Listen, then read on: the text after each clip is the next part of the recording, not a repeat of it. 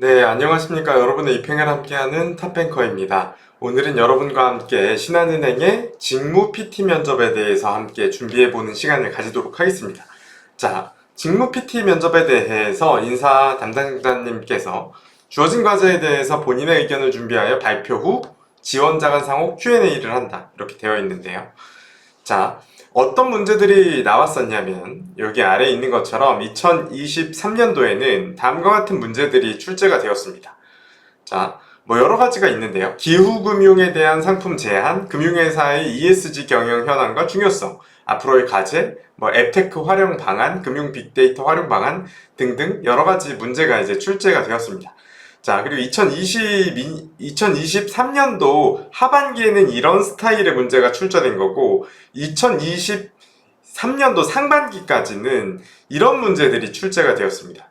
자, 어떤 문제들이냐면, 대표적으로, 뭐 문제가 조금씩은 바뀌지만, 대표적으로는 이제 주택을 구매하려는 사람에게 주택 구매 컨설팅을 이제 해보라거나, 아니면은 자산 관리에 대해서 지금 예를 들면 여기 바로 위에 보이는 문제처럼 A 펀드가 부진한데 이 펀드에 가입한 고객님이 이제 조금 펀드가 수익률이 저조해서 방문했다. 이때 당신이 어떻게 자산관리 솔루션을 제시하겠는가? 이런 문제. 그래서 큰 틀에서는 이제 2023년도 상반기에서 하반기로 가면서 문제 스타일이 조금 바뀌었는데 이 부분에 대해서 사실 원래 신한은행은 계속 이런 스타일의 문제를 내고 싶었을지 몰라요. 그런데 2022년도부터 경제 상황이 바뀌지가 않았잖아요. 계속 이제 어떤 인플레이션을 둘러싼 그런 물가 상승, 삼고 현상이라고 일컫는 그런 내용들이 주로 고물가, 고금리, 고환율 내용들이 경제 상황이 바뀌지 않다 보니까 이 문제에 대한 답이 이제 계속 아니면 문제도 아니 뭐 경제 상황이 좀 바뀌고 그래야 뭐 문제를 좀 바꾸거나 할 텐데 그래서 거의 계속 2022년도부터 2021년도 하반기, 2022년, 2023년 상반기까지 문제가 거의 똑같았습니다. 거의.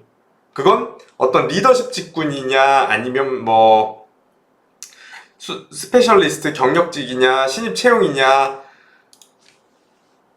뭐 발표 시간이나 이런 거의 차이는 있지만 진행 방식의 형식의 차이는 좀 있었을 수 있지만 문제는 동일했다.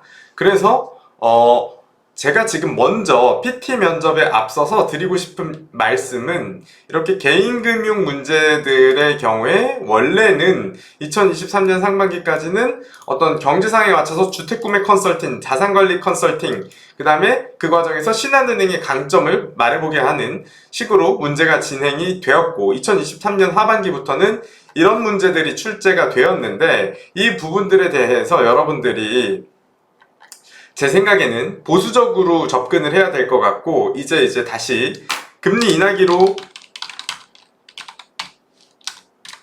접어들 기미가 조금씩 보이고 있잖아요. 2024년도에 들어서서 이제 금리 인하기로 접어들 기미가 조금씩 보이고 있잖아요. 그러다 보니까 다시 문제가 이런 스타일, 예를 들면 앞으로 금리가 인하하는 상황에서 어떻게 자산 관리를 해야 되겠는지, 뭐 주택 구매에 대해서 어떻게 고객에게 안내를 해야 되겠는지, 이런 상황에서 이제 또 신한은행의 강점 뭐 같이 말하면서 이런 이야기들을 해야 될 수가 있습니다. 그래서 오늘 수업에서는 요 내용도 저희가 같이 정리를 할 건데 우선 이 내용을 이제 1강, 2강에서는 요 내용, 개인금융, 기업금융 나누어져 있습니다. 이 스타일의 문제가. 그래서 이 부분을 빠르게 이제 이렇게 안 나올지도 모르고 나올지도 모르는데 어쨌든 PT 면접은 둘 중에 하나다. 이런 식으로 뭔가 조금은 디지털화, ESG에 대한 내용들로 PT가 나오거나 아니면 경제 상황에 맞춰서 고객에게 개인금융, 기업금융 고객에게 컨설팅을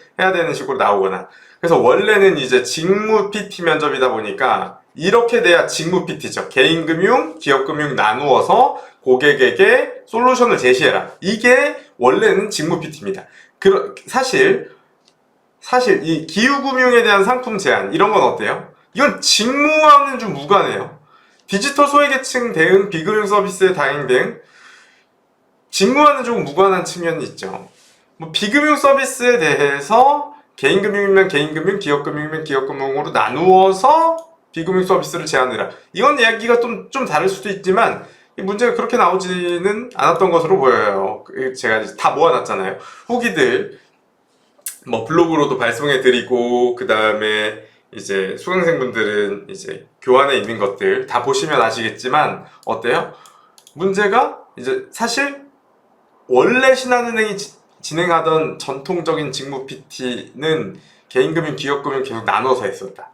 형식은 바뀌었어도 2020년부터가 계속 이제 개인금융, 기업금융 나눠서 했는데 이제 이런 식으로 이제 2023년 하반기 바뀌었다. 그래서 우리는 이제 경제 상황에 대해서 다 공부하고 요런 내용들에 대해서 이제 어느 정도 제가 1강에서 빠르게 정리를 해드릴 거예요. 그 다음에 이제 요런 스타일에 대해서도 같이 정리를 해드릴 거다. 그래서 지금 직무 PT 면접에 대해서 두 가지 유형을 정리를 하면서 수업을 진행할 거여서 이 직무 PT 부분에 대해서는 두 가지 유형으로 정리를 하면서 접근하다 보니까 조금 분량이 많아지게 될 것으로 보여요. 최소한 5시간 정도, 5시간 가까이 진행이 될 것으로 보입니다. 직무 PT 부분만. 자, 그래서 우선 1강에서는 지금부터는 요 개인금융에 대해서 먼저 살펴보고 그 다음은 기업금융 전통적인 스타일에 대해서 살펴보고 그 다음에는 여기 있는 신한기출주제 2023년도 하반기 내용들에 대해서 하나하나 다 접근을 할 수 있게 도와드릴 건데요.